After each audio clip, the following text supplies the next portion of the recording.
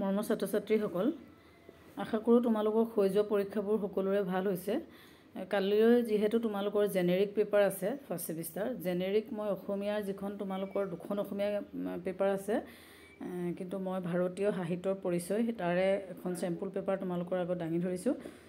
আৰু যিহেতু তোমালোকে পৰীক্ষাবোৰ দি গম পাইছাই যে তোমালোকৰ 60 মাৰ্কছ ফুল মাৰ্কছ হ'ব আৰু 2 ঘণ্টা সময় পাবা, আৰু 5 মাৰ্কটো একজেক্টলি দিয়া নাই যদিও প্ৰায় 20 মাৰ্কছৰ ভিতৰতে হ'ব। এতিয়া তোমালোকৰ এই পেপাৰখনৰ জেনেৰিক যিখন পেপাৰ তোমালোকৰ কলেজতো থাকিবই, যিখন যোৱা বছৰ হৈ গ'ল সেই পেপাৰখন কিন্তু মই নাপালোঁ। তোমালোকৰ লগত যদি আছে সেই পেপাৰখনটো চাবাই। লগতে কিন্তু মই DSC যিখন তোমালোকৰ আগত যিখন পেপাৰ CBCS কোৰ্চৰ 5th ছেমিষ্টাৰ যিখন TDC 5th semester DSC paper, সেইখন কিন্তু একেখনেই পেপাৰ। তোমালোকৰ যিখন এতিয়া জেনেৰিক হিচাপে পঢ়িছে সেই একেখন পেপাৰকে তেতিয়াও দিছিলে, গতিকে সেই একেখন পেপাৰে তোমালোকৰ দাঙি ধৰিছোঁ যাতে এই পেপাৰখনে তোমালোকক সহায় কৰিব। যিখন জেনেৰিক পেপাৰ তোমালোকৰ যোৱা বছৰ 23 চনত হৈ গৈছে সেইখন পেপাৰটো চাবাই, লগতে এই পেপাৰখনো চাবা। এইটো একেটা পেজকে দুবাৰ আহিলে তোমালোকে ভালকৈ চাই ল'বা। এতিয়া তোমালোকৰ যিহেতু 4টা ইউনিট আছে, 4টা ইউনিটৰ প্ৰথম ইউনিটটোৰ যিখিনি কুৱেশ্যন হ'ব লং কুৱেশ্যন হিচাপে আহিব, আৰু ইয়াত তোমালোকৰ লং কুৱেশ্যনটো মাৰ্কছটো বেছি আছে যিহেতু এইটো 80+20 ভিতৰত দিয়া আছিলে।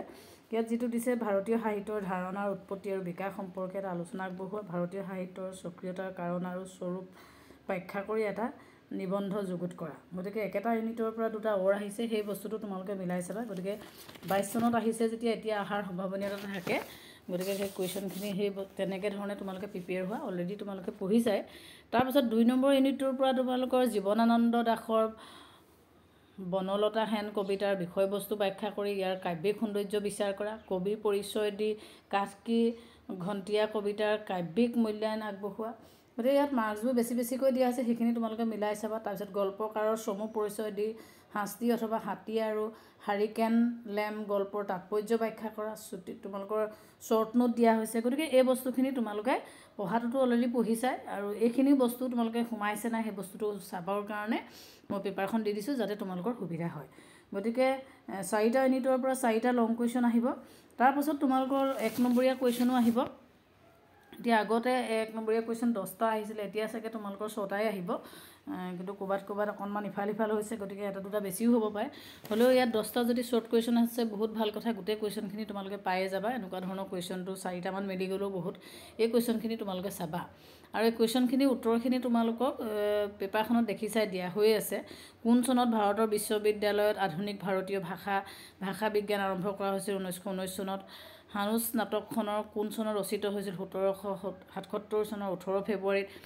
কাঠকি ঘণ্টিয়া কাব্য গ্ৰন্থখন কোন চনত প্ৰকাশ পাইছিলে? সেইটো 1989। আধুনিক ভাৰতীয় সাহিত্য গ্ৰন্থখনৰ লেখক কোন? ৰাজেন্দ্ৰ মিশ্ৰ।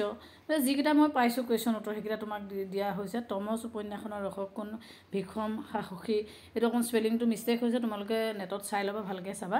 সাহিত্য একাডেমী কোন চনত স্থাপিত কৰা হৈছিল? 1954 12 মাৰ্চত। হানুচ নাটকৰ কেইটা অংক থাকে? 3টা। গতিকে এনেকুৱা ধৰণে যিকেইটা শ্বৰ্ট কুৱেশ্যন মই পাইছোঁ টিচাৰৰ লগত কনচাল্ট কৰি সেইকেইটা কুৱেশ্যন তোমালোকক দি দিছোঁ, বাকীবোৰ তোমালোকে মিলাই চাবা। আৰু কিতাপ যদি তোমালোকে পাইছা ভালেই কথা, কিছুমানৰ কিতাপৰ অভাৱ, সেইকাৰণে যিখন কিতাপ পাইছোঁ সেই কিতাপখনৰ লাষ্টৰ ফালে যিখিনি ইউনিট ৱাইজ যিখিনি হ'বলগীয়া কুৱেশ্যন আছে, সম্ভাৱ্য কিছুমান কুৱেশ্যন সেই কুৱেশ্যনখিনি তোমালোকৰ মাজত শ্বেয়াৰ কৰি দিছোঁ যাতে এই কুৱেশ্যন ৱাইজ তোমালোকে পঢ়িবলৈ চেষ্টা কৰা। কাৰণ ইমান কম সময়তে গোটেই কুৱেশ্যনবোৰৰ উত্তৰ শ্বৰ্ট কুৱেশ্যনে হওক বা বাকী কুৱেশ্যনবোৰৰ উত্তৰ দিব পৰাটো সম্ভৱ নহয়। হ'লেও মই কুৱেশ্যনখিনি তোমালোকৰ মাজত এইকাৰণে দাঙি ধৰিছোঁ যাতে তোমালোকে কুৱেশ্যনখিনি পঢ়ি তোমালোকে পঢ়াৰ ষ্টাইলটো হৈছেনে নাই, আৰু সেই কুৱেশ্যন ৱাইজ যেতিয়া পঢ়ি যাবা তেতিয়া পৰীক্ষাত উত্তৰবোৰ কৰিবলৈ তোমালোকৰ সহজ যেন লাগিব। সেইকাৰণে মই কুৱেশ্যন পেপাৰখনৰ লগতে এই কুৱেশ্যনখিনিও তোমালোকক শ্বেয়াৰ কৰি দিলোঁ যাতে তোমালোকৰ পৰীক্ষাখিনি ভালকৈ হ'ব পাৰে। আৰু ইয়াৰ পাছৰ যিখন ASC পেপাৰো মই অলৰেডি বহুত ভিডিঅ' বনাইছোঁ।